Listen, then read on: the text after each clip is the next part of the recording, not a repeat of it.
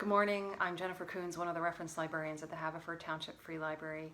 Welcome to April 21st edition of COVID Check-In, where I talk about some of the issues having to do with this situation.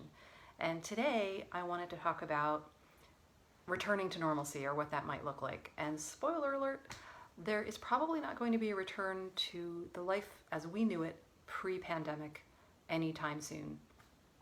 And probably a couple of years is what we're talking. So I'm going to talk about two phrases that I've come in contact with over the past couple of weeks. One of them is 4 benchmarks for a return to normalcy, and the other phrase is the hammer and the dance. So first I'm going to talk about these 4 benchmarks for a return to normalcy. And this was reported in the New York Times maybe a week or two ago. And so it's estimates from public health experts on when certain regions and ultimately the country can return to some semblance of normalcy or open up in some kind of phased way.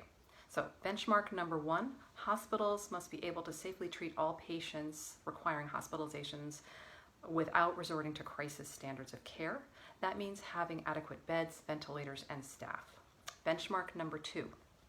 The authorities must be able to test everyone who has symptoms and to get reliable results quickly. That would require well more than 750,000 tests a week in the United States.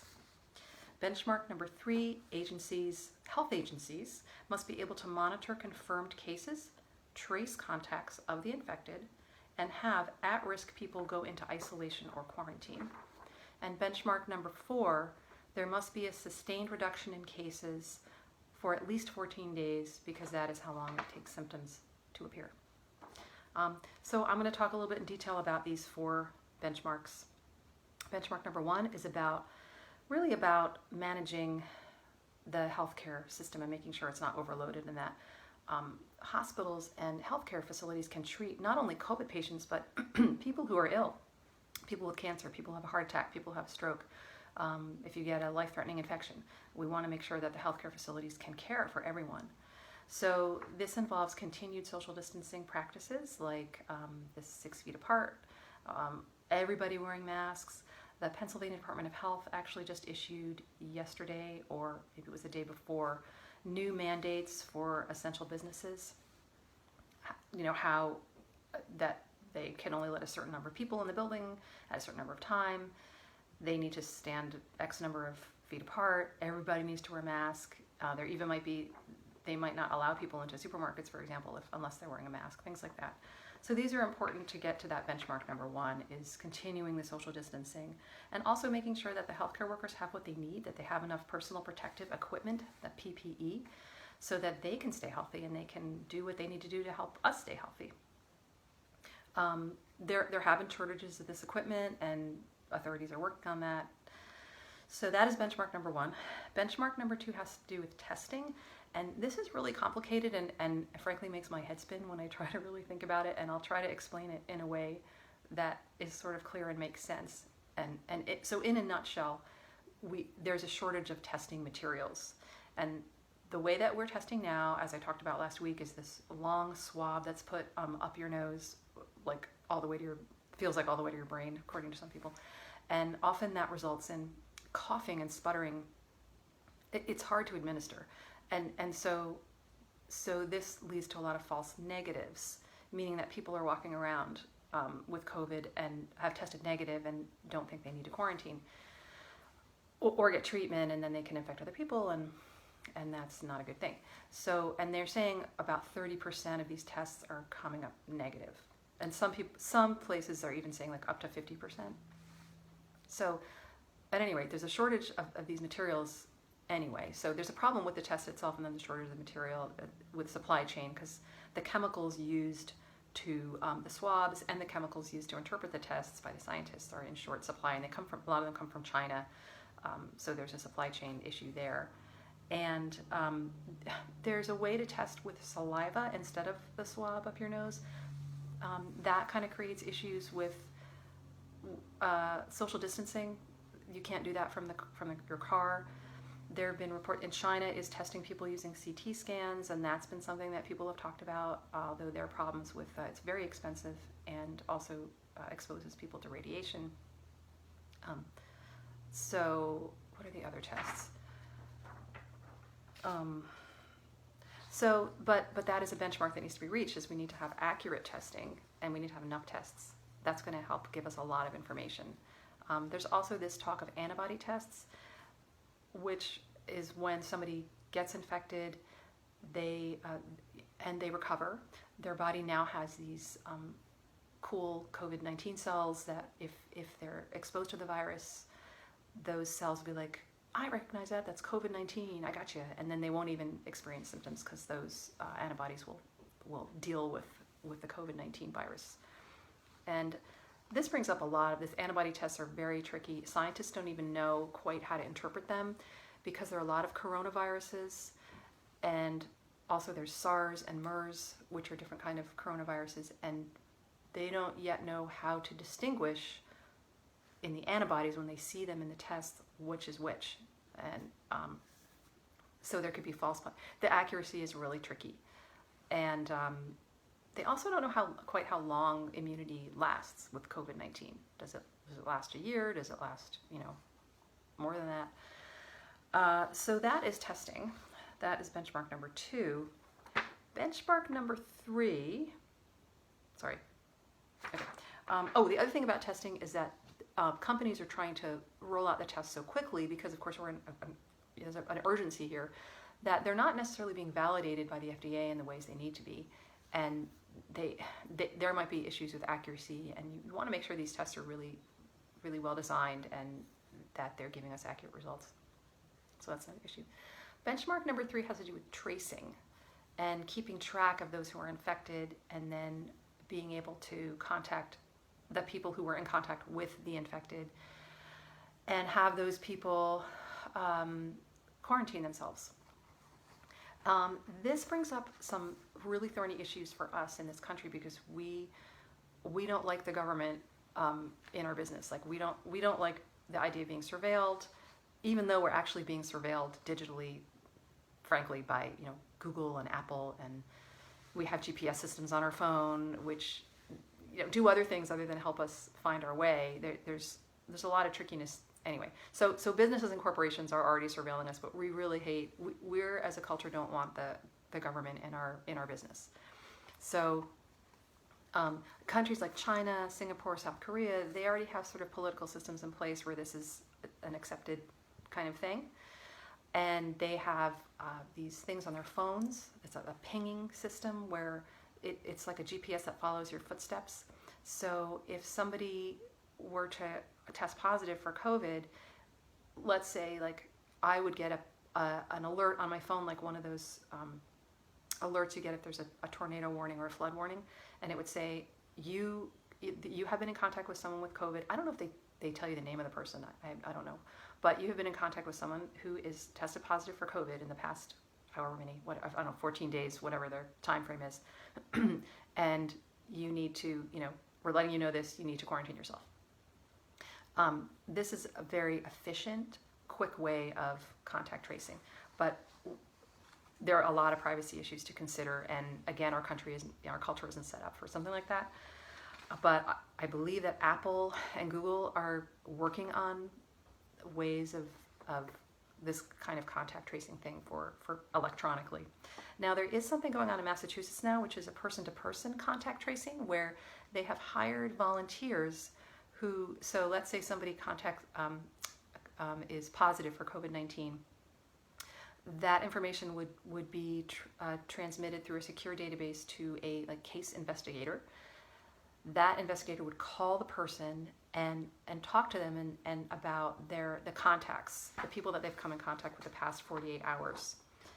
And this program is staged by the nonprofit Partners in Health, whose doctors have worked with infectious diseases for decades.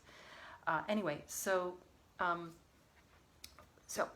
this case investigator would call the person who tested positive, say this is the phone right here, and ask them who have you been in contact with over this past 10 days, or whatever the time frame is. And then that person would give them the names of the people they talk about, where they'd been, and then that information would then be disseminated to other volunteers who would do this, who would call all of the contacts. And the sort of interesting thing about this is they would call them and they would say, hey, you've been in contact with this person who's tested positive for COVID-19. We're recommending that you quarantine yourself. Are you having trouble with that? Can we help you find housing? Can we help you with food? There's a personal aspect to this, which is actually really nice. The downside is that it just takes a lot more time to do that. And it's not necessarily as efficient, but it's something. It's an interesting idea. So let's see. So the fourth benchmark is this idea of we need a sustained reduction in cases of COVID-19 for at least 14 days. And that, again, goes back to the social distancing practices and to sort of a different way of living. This brings me to my next phrase, which is the hammer and the hammer and the dance. And this goes back to an article written by Thomas Pueo, who's he's an engineer, a writer, a businessman based in San Francisco, and he wrote an article called The Hammer and the Dance, which was very prescient. He wrote it in early March about, what it would take to get ourselves out of this pandemic. And so the information I'm giving you now is coming from an interview with Donald McNeil Jr., who writes for Health in the New York Times, and he spoke with 20 or more medical historians, people who study pandemics, public health experts, scientists, and he came up with this thumbnail, which is the lockdowns will end haltingly. Putting safety first could mean reopening only after coronavirus cases decline for 14 days. 90% of contacts of infected people could be traced, and infections of healthcare workers were eradicated. All right, so the hammer and the dance. The hammer is the lockdown. It's what we're doing right now. And it's not sustainable for a long period of time. The recovery the economy would just go kaputski if that were to happen. And the dance is the opening up of some of the restrictions in some kind of phased way. All experts say that no return to normalcy will happen in June, July, because everything would look fine for about 3 weeks, and then you would start to see emergency rooms fill up and hospitals becoming overwhelmed again. So he says we're not flattening the curve so much as plateauing. So flattening would be like lowering it. Plateauing is it's a longer sustained thing where there would always be some level of infection, but it would not become so overwhelming that our healthcare system would crash, and people would be getting ill not only from COVID but from other illnesses that could not be treated because the hospitals were too overwhelmed with the COVID cases. So the dance involves lists of things like, again, I'm sorry, I sound like a broken record with social distancing, mask wearing, maybe sitting 6 feet apart in restaurants, buildings not allowing more than 50% of their usual occupancy. Schools would be tricky. Governors, mayors, and school officials would have to talk about, so are we going to have like half the kids for 1 month and then the other half kids for another month, practicing social distancing in the classroom, which frankly I can't imagine, but somehow they'll have to figure out. Maybe there'll be some level of online schooling that they're going to have to figure out. The workplace, it'll depend on the type of workplace. Meatpacking plants are a big problem. As we've seen in the news, there's some where many of the workers have gotten ill, many of them have died. Just the way that so for example, there'd have to be a complete overhaul with meatpacking, where they'd have to maybe install plexiglass, have the workers in complete protective gear. People who work from home, who work primarily from a computer, could probably continue to do that. And again, I'm thinking with a library, you'd have this sort of 50% occupancy, social distancing, masks, curbside pickup of things. There's a lot to consider here. And so all of this just slows things down. That, like I said, there'll be a certain level of infection each time. Right now, 3 to 10% of the United States population has been infected. So that leaves a lot left for getting sick. That leaves upwards of 90% of people who are vulnerable to infection. Every time we do this dance in, dance out, we chop a few more people off that susceptible list. Hopefully they don't die. So it's a slow process. And the dance will end when we have a vaccine that we can all take, or we have an effective prophylactic drug like the AIDS viral drug, or when so many of us have been infected, that's upwards of 70% that the virus has nowhere to go anymore and dies out. So making a vaccine in 18 months is extremely optimistic. The record for creating a vaccine in a short period of time was back in the 1950s for, I believe it was the mumps vaccine, and that took 4 years. So the issue with a vaccine is you need to make sure it's safe, and you need to be able to test it on people or animals, and that, there's a lot of ethical concerns with that. And also, there has to be enough to go around for everyone. So, and the dance could last years. There's no evidence at all that this will die down in hot weather. The virus is still very active in Brazil and India and other very hot places. So regarding immunity, so there are these antibody tests that I talked about before, and let's say it somehow becomes possible to verify that someone has a robust army of antibodies and is immune, right? Let's say those tests come out and they're accurate, and so this is going to create actually 2 classes of people, and it's rather dystopian. It's like a dystopian novel. You'll have the elite who are immune, who can go outside, who can work and maybe take your job, and then you have the people who aren't immune, who are stuck at home and can't work, or work anyway, but they're vulnerable. So some people are talking about that this might create people who have these chicken pox parties, who go out and possibly, and what they're trying to do is deliberately infect themselves with the hopes that they won't get severely ill or die, but will then have immunity. And this obviously is not a good idea for a lot of reasons. But it has historical precedent, because apparently during the smallpox epidemic, people would, this is like historians have there's evidence to this, that parents would take, this is gross, the pus from a smallpox scab and put it up their child's nose, or their baby's nose, because there was about a 1% chance that would infect them and they would die. But the greater chance was that it would infect them, they would have mild illness, and then would become immune. So if the epidemic came through that town, the child was, which would be devastating, because the epidemic itself would kill about 60% of people, or 70, I don't know the number, I'm not a scientist, but a lot of people.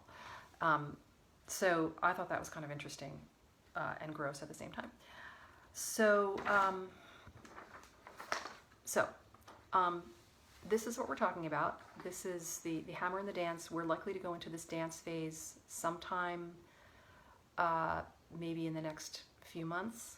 And I hope some of this makes sense. I know it's a lot of information. I don't want to bombard people. And I hope I've been clear about it. If you have questions, please comment.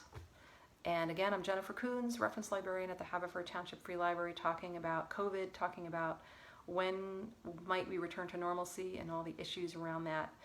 And I'd be happy to answer any questions. If you have certain things that you want me to look into, I'd be happy to do that, to videotape for next week. All right, stay well, stay healthy, stay mentally sane. I hope you still love your family members. I do, they can be a pain sometimes. Okay, see you next time.